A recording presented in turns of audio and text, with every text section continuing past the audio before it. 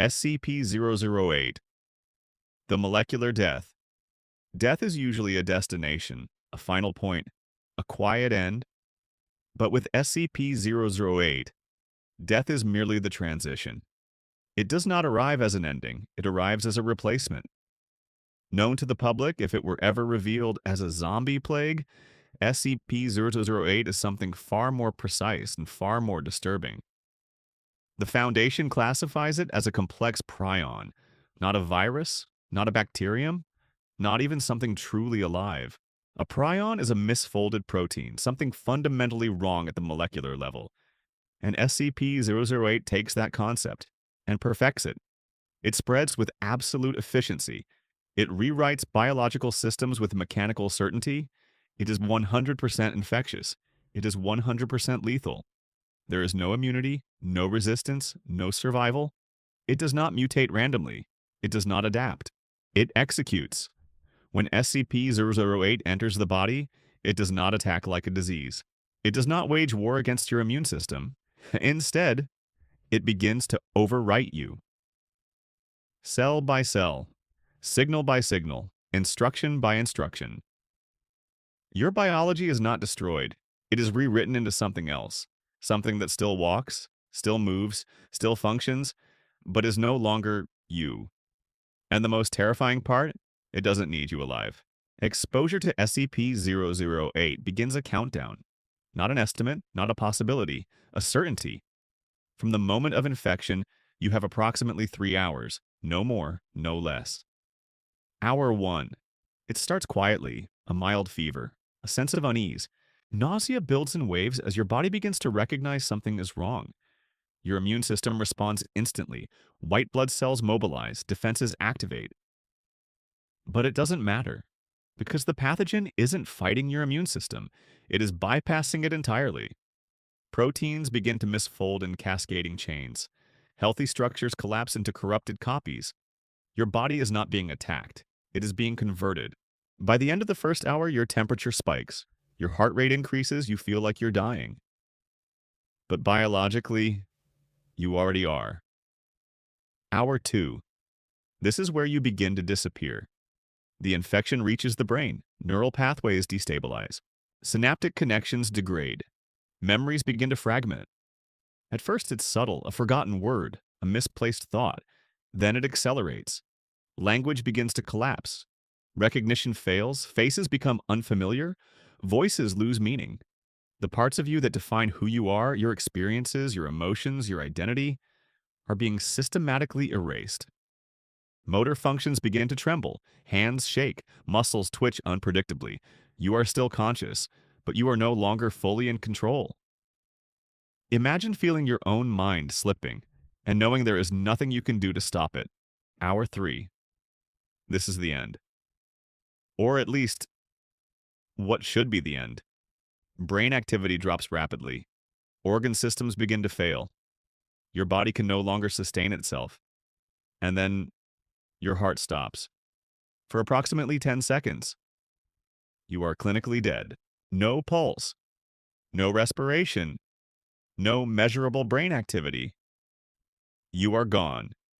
But SCP-008 is not finished. Because after those 10 seconds, the nervous system reactivates. Not as it was, but as something new. The subject stands up, not revived, not healed, reconstructed. An SCP-008 host is not alive in any meaningful sense, but it is not dead either. It exists in a state that defies biological classification. Respiration ceases. The lungs no longer function. Oxygen is no longer required. The heart does not beat in a traditional rhythm. Circulation becomes minimal, optimized only for basic tissue preservation.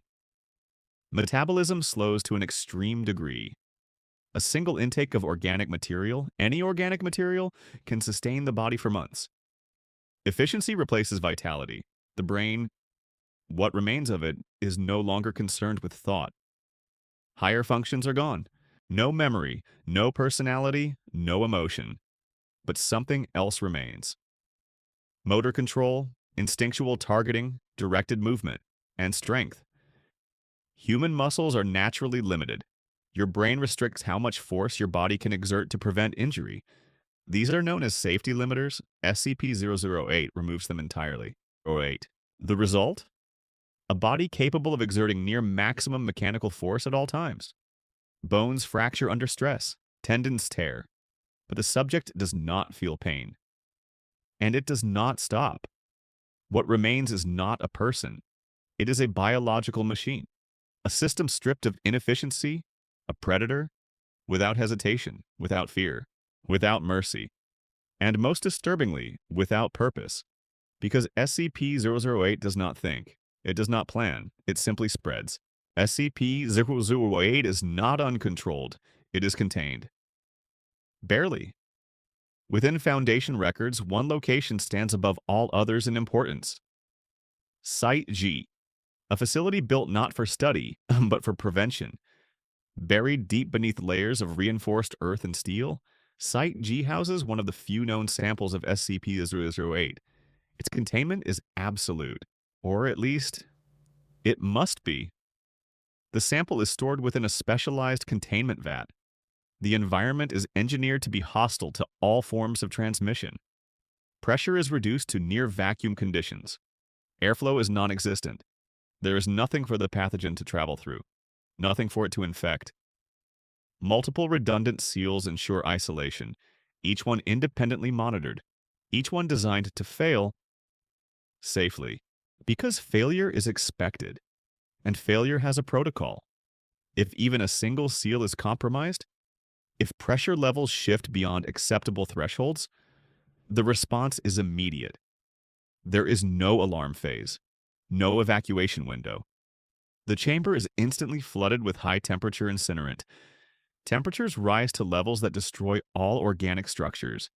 Everything inside the containment zone is erased. The sample, the equipment, the personnel. There are no rescue operations at Site G, no recovery teams, no second chances. Because the cost of hesitation is global extinction. SCP-008 raises a question that may be more disturbing than the entity itself. Where did it come from? The Foundation's highest authority, the O5 Council, has reviewed the data extensively. Their conclusion is not comforting. SCP-008 does not appear natural. Its structure is too precise, its behavior too consistent. It lacks the randomness typically seen in naturally occurring pathogens. Instead, it appears designed, engineered for efficiency, engineered for certainty. But by whom? And for what purpose? Some theories suggest SCP-008 is ancient, a remnant of a civilization that existed before recorded history. A civilization advanced enough to manipulate biology, but not advanced enough to contain what they created. Others believe it is not ancient at all, that it is modern, or even future-made. A weapon designed not to conquer, but to reset. A biological mechanism intended to reduce population, to erase complexity, to return the world to a simpler state. There is no confirmation, only speculation, because no origin point has ever been found, no creator has ever been identified, only the result remains.